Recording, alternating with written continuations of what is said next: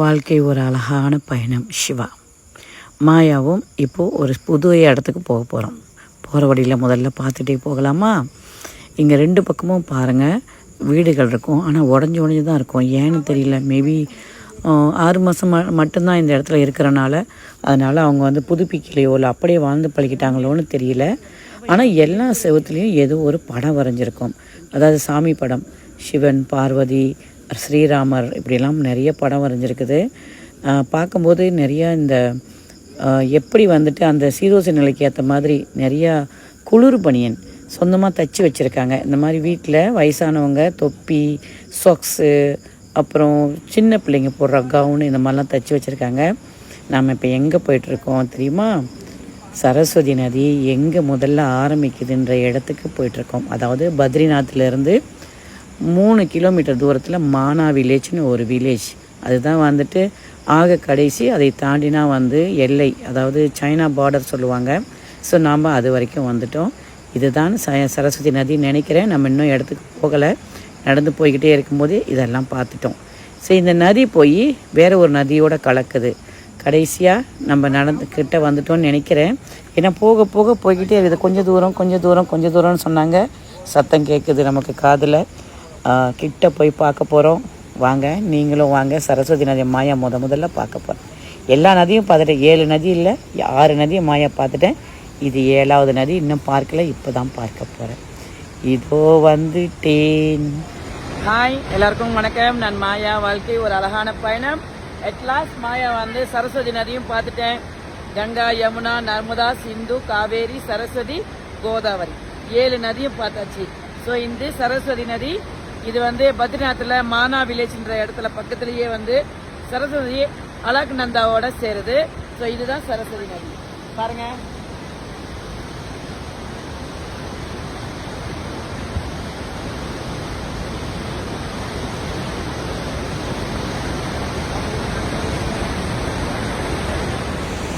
சரஸ்வதி நமஸ்துபியம் வரதே காமரூபிணி வித்யாரம்பம் கரிஷ்யாமி சித்திரம் பவதினேஸ்வரம். சரஸ்வதி நமஸ்துபியம் வரதே காமரூபிணி வித்யாரம்பம் கரிஷ்யாமி சித்திரம் பவதினேஸ்வரம். சரஸ்வதி நமஸ்துபியம் வரதே காமரூபிணி வித்யாரம்பம் கரிஷ்யாமி சித்திரம் பவதினேஸ்வரம். சரஸ்வதி நமஸ்துபியம் வரதே காமரூபிணி வித்யாரம்பம் கரிஷ்யாமி சித்திர்பவது மேஷவம். சரஸ்வதி நமஸ்துபியம் வரதே காமரூபிணி வித்யாரம்பம் கரிஷ்யாமி சித்திர்பவது மேஷவம். சரஸ்வதி நமஸ்துபியம் வரதே காமரூபிணி வித்யாரம்பம் கரிஷ்யாமி சித்திர்பவது மேஷவம். சரஸ்வதி நமஸ்துபியம் வரதே காமரூபிணி வித்யாரம்பம் கரிஷ்யாமி சித்திர்பவது மேஷவம். சிவா சொன்ன மாதிரி நாம் புத்தகத்தில் படித்த மாதிரி சரஸ்வதி நதி பால் கலரில் தான் ஓடுது. சிவா. ஸோ அங்கே சரஸ்வதி அம்மனோட சிலை வச்சுருந்தாங்க. அந்த பக்கத்து கோயில் செஞ்சிட்டு இருந்தாங்க. அது இன்னும் வேலை முடியல போல் இருக்குது. அதுக்கு பின்னாடி போக போக நிறைய கோயில் இருக்குது. நம்ம ஒரு 1/2 கிலோமீட்ரு, 1 கிலோமீட்ரு, 4 கிலோமீட்டர் அப்படிலாம் போக போக அந்த மலைக்கு பின்னாடி நிறைய கோயில் இருக்கிறது தான் சொன்னாங்க. நம்ம அவ்வளோ தூரம் போகலை. இவ்வளோ தூரம் நடந்து வந்ததே பெரிய விஷயமா இருந்துச்சு. பாருங்கள், சரஸ்வதி நதி ஒடியாரத்துலையா, அந்த நதிக்கு பக்கத்துலேயே இந்த மாதிரி மலை அடிவாரத்தில் ஒரு சரஸ்வதி சிலை வச்சுருந்தாங்க.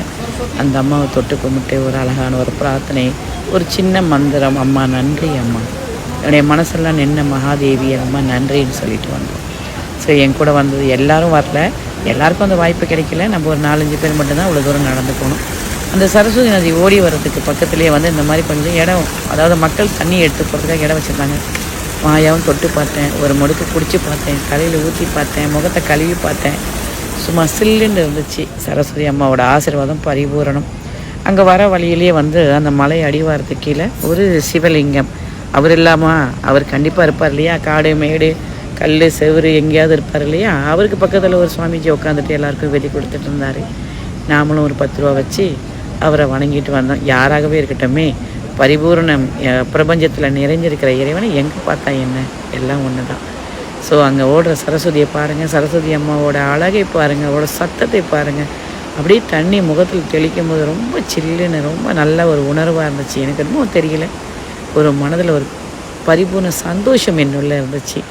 இந்த நதி அப்படியே ஓடி அந்த பக்கத்து அழக நந்தான்னு சொல்லி அந்த நதி வர இடத்துல இந்த நதி ஒன்று கூடுது. அதான் சங்கமம் சொல்லுவாங்க. அங்கேயும் மக்கள் குளிக்கிறாங்க, தீர்த்தம்லாம் எடுத்துகிட்டு போகிறாங்க. ரொம்பவே ஆசீர்வாதமாக நினைக்கிறேன். நம்ம கூட வந்த 4-5 பேரும் பரிபூர்ண ஆசீர்வாதம். இதை உணர்றதுக்கும் இந்த சத்தம் இன்ன வரைக்கும் இந்த நிமிஷம் வரைக்கும் என் காதில் கேட்டுக்கிட்டே இருக்குது. என்ன தவம் செய்தோமோ என்ன தவம் செய்தேவோ சரஸ்வதி அம்மா, உம்முடைய அழகையும் இந்த உலகத்தில் நான் பார்க்குறதுக்கு என்ன தவம் செய்தேனோ. வாழ்க்கை ஒரு அழகான பயணம். சிவா. நன்றி அம்மா, நன்றி.